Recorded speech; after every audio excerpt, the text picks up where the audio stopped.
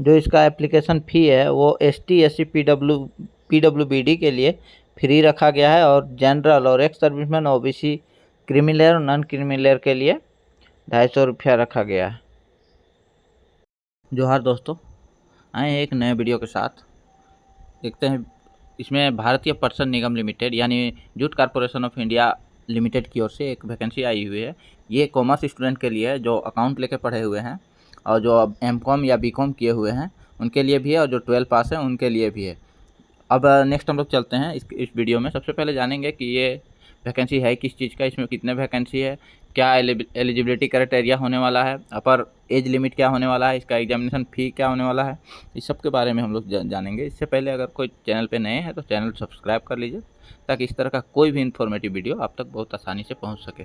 चलिए चलते हैं वीडियो की ओर। सबसे पहले देखिए एम्प्लॉयमेंट नोटिफिकेशन नंबर 224 और डेट 10/9/2024 ये किसके ओर से है तो the jute corporation of India limited की ओर से है। ठीक है, सबसे पहले जानेंगे इसमें कि ये कॉरपोरेशन जो है वो इंडिया में टोटल 6 स्टेट में चलता है। सबसे पहले कहाँ है, वेस्ट बंगाल, देखिए बिहार, असम, त्रिपुरा, उड़ीसा और आंध्र प्रदेश में, ये 6 स्टेट में चलता है ये कॉरपोरेशन। सबसे पहले हम लोग और आगे बढ़ेंगे, इससे पहले हम लोग जानते हैं कि टोटल वैकेंसी कितना होने वाला है और क्या मिनिमम क्वालिफिकेशन होने वाला है। देखिए इसमें जो पोस्ट है ये पोस्ट है आपका, ये है आपका अकाउंटेंट के लिए और इसका पे स्केल होने वाला है 28,600 से 1,15,000 तक। इसका मिनिमम क्वालिफिकेशन रखा गया है M.Com एडवांस अकाउंटेंसी के साथ में होना ज़रूरी है और 5 साल एक्सपीरियंस भी इसमें कंपलसरी किया गया है। B.Com विथ 7 साल, यानी अगर कोई M.Com किया है तो उसके लिए 5 साल और B.Com किया है तो उसके लिए 7 साल एक्सपीरियंस मेंटेनिंग कमर्शियल अकाउंट में मांगा गया है। इसमें जो टोटल वैकेंसी है वो टोटल है 23। SC के लिए है इसमें से 4 और ST के लिए है 2, OBC नॉन क्रीमी लेयर के लिए है 5 और EWS के लिए 2 और जनरल के लिए 10। अब इसमें देखते हैं हम लोग कि 2 पोस्ट जो है इसमें से 2 पोस्ट आपका उनके लिए भी है जो PH हैंडीकैप है यानी फिजिकल हैंडीकैप है उनके लिए भी है। और नेक्स्ट वैकेंसी आपका इसमें देखिए, नेक्स्ट वैकेंसी क्या है कि जूनियर असिस्टेंट के लिए है। अब जूनियर असिस्टेंट में इसका पे लेवल यानी पे स्केल होने वाला है 21,500 से 86,000 तक। इसका जो मिनिमम क्वालिफिकेशन रखा गया है वो ग्रेजुएट रखा गया है और इसमें MS वर्ड एंड एक्सेल और टाइपिंग स्पीड 40 वर्ड माने 40 वर्ड पर मिनट इंग्लिश में होना ज़रूरी है। इसमें टोटल वैकेंसी 25 है। SC के लिए 4, ST के लिए 2, OBC नॉन क्रीमी लेयर 6 और जनरल के लिए 11, EWS के लिए 2। और इसमें भी 2 पोस्ट है आपका फिजिकल हैंडीकैप के लिए। और नेक्स्ट वैकेंसी है आपका जूनियर इंस्पेक्टर वाला पोस्ट है। इसमें देखते हैं इसका मिनिमम क्वालिफिकेशन जो है ये 12 पास के लिए मांगा गया है और जूनियर इंस्पेक्टर में आपका पे स्केल होने वाला है 21,500 से 86,500 तक। इसमें टोटल वैकेंसी के बारे में हम लोग जानते हैं। इसमें टोटल वैकेंसी 42 है। 42 में से ये टोटल वैकेंसी 42 है। 42 में से SC के लिए 7, ST के लिए 4, OBC नॉन क्रीमी लेकर 10 और EWS के लिए 4 और जनरल के लिए 17 दिया गया है। ठीक है, अब इसका जो अपर एज लिमिट है वो अलग अलग कैटेगरी के लिए अलग अलग किया गया है, उसके पहले हम लोग जानते हैं। सबसे पहले देखिए यहाँ जनरल के लिए 30 साल, उसमें किसी भी तरह का कोई भी कंप्रोमाइज़ नहीं किया गया है। जनरल, EWS और OBC जो क्रीमी लेयर के अंतर्गत आते हैं उसमें 30 साल। जो एज का रेफरेंस डेट माना गया है वो 1 सितंबर 2024 माना गया है। और नॉन क्रीमी लेयर जो OBC में आते हैं उनके लिए 3 साल यानी 33 साल मैक्सिमम एज होना चाहिए।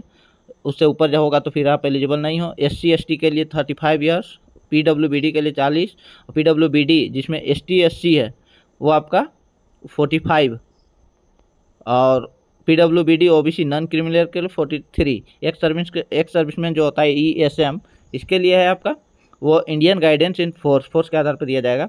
एज रिलैक्सेशन आपको समझ में आ गया है। अब नेक्स्ट हम लोग देखते हैं कि पोस्ट एलिजिबल फॉर कौन किसके लिए एलिजिबल है। एज रिलैक्सेशन तो आपने देख ही लिया। आप यहाँ देखिए पोस्ट एलिजिबल और ये relevant designation additional accountant additional accountant और junior assistant, additional junior assistant, data entry operator उसमें से मर्ज किया गया है, एक ही वैकेंसी को मर्ज किया गया है। और जूनियर इंस्पेक्टर को मर्ज किया गया है, additional junior inspector, additional marketing executive, additional marketing officer. ये जो है ये पोस्ट है आपका नॉन एग्जीक्यूटिव पोस्ट है, ये आपका पहले ही लिखा गया है। देखिए यहाँ पे सबसे पहले देखिए कि ये लिखा गया है fresh recruitment and special recruitment drive first attempt detail of non executive vacancy. ये नॉन एग्जीक्यूटिव वैकेंसी है। आगे हम लोग चलते हैं नेक्स्ट, रिजर्वेशन के बारे में जानेंगे। रिजर्वेशन जो है वो तो आप जो गवर्नमेंट का नॉर्म्स होता है उसके आधार पे पहले भी दिया गया है, वहाँ आप देख ही लिए हैं कि सीट कोटा वाइज अलग से सीट अलग रखा गया है, सबके लिए अलग अलग किया गया है। अब हम लोग चलते हैं कि इसमें जानेंगे कि एग्ज़ाम का सिलेक्शन मतलब पूरा सिलेक्शन प्रोसेस और क्राइटेरिया क्या होने वाला है। सिलेक्शन क्राइटेरिया एंड प्रोसेस देखिए यहाँ पे है। सबसे पहले होगा इसमें अकाउंट पोस्ट के लिए जानेंगे। स्टेज 1 में सीबीटी होगा, स्टेज 2 में डॉक्यूमेंट वेरिफिकेशन, स्टेज 3 में final merit list. Qualifying parameter जो है वो ओबीसी जनरल के लिए 50% और एसटी एससी पीडब्ल्यूबीडी के लिए 45%। नेक्स्ट हम लोग जानते हैं अगला पोस्ट के लिए। अगला पोस्ट है आपका जूनियर असिस्टेंट। जूनियर असिस्टेंट में भी वही प्रोसेस है। इसमें भी 3 स्टेज है। ये है जूनियर असिस्टेंट, इसमें है 3 स्टेज, सीबीटी और टाइपिंग टेस्ट है इसमें। स्टेज 1 में, स्टेज 2 में डॉक्यूमेंट वेरिफिकेशन और स्टेज 3 में फाइनल मेरिट लिस्ट।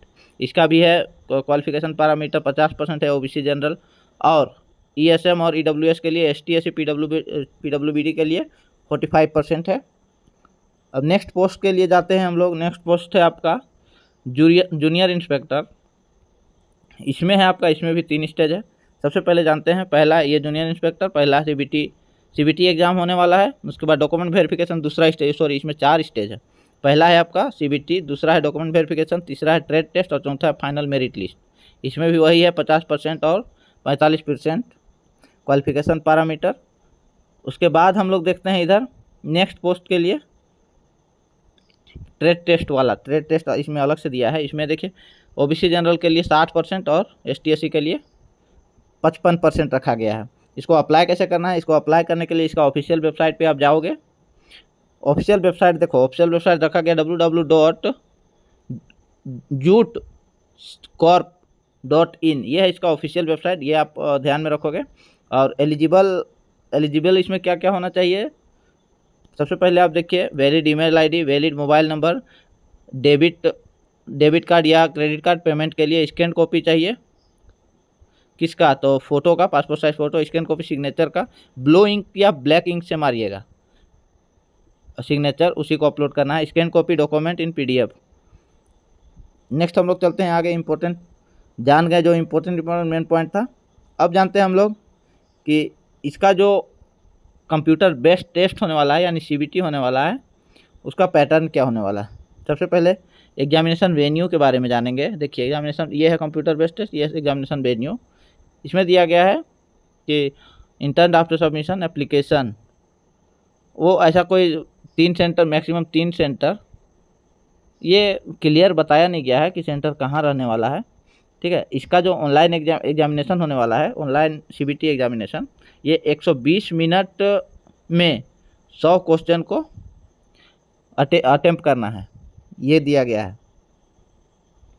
और फाइनल मेरिट लिस्ट तो आप वो तो जानते ही हैं, वो मेरिट के आधार पे बनेगा। अब जानते हैं हम लोग कि ये कब से स्टार्ट होगा भरने का और कब तक भराएगा। इसका वैकेंसी जो है वो हम लोग डेट जानेंगे, कब से स्टार्ट है और कब तक भराएगा।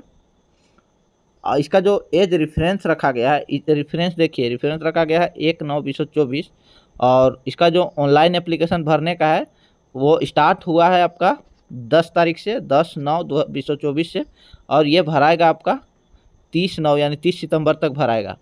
इसका डेट, ऑनलाइन एग्जामिनेशन का डेट अभी अनाउंस नहीं है, प्री अनाउंस नहीं है, ये अपना अनाउंस होगा, पोस्ट अनाउंस होगा।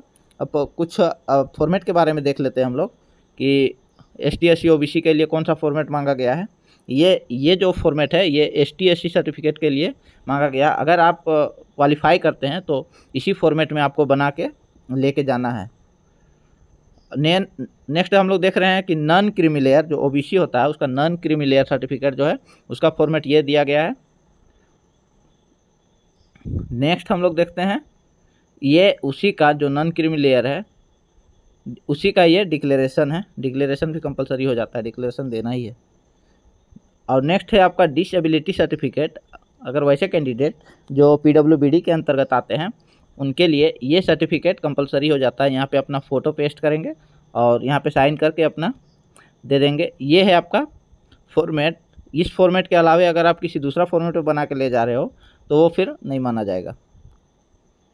नेक्स्ट हम लोग देखते हैं डिसेबिलिटी सर्टिफिकेट। मल्टीपल डिसेबिलिटीज़ के लिए अलग फॉर्मेट दिया गया है। यह है मल्टीपल डिसेबिलिटीज़ के लिए फॉर्मेट। 2 पेज का फॉर्मेट है ये, सॉरी 3 पेज का है। ये भी है आपका डिसेबिलिटी फॉर्मेट, ये भी 3 पेज का है। और आगे हम लोग देखेंगे कि पर्सनल फॉर ये form of certificate application for retired या रिलीज ये एक्स सर्विसमैन के लिए है। एक्स सर्विसमैन के लिए ये फॉर्मेट दिया गया है, फॉर्मेट देख लीजिए।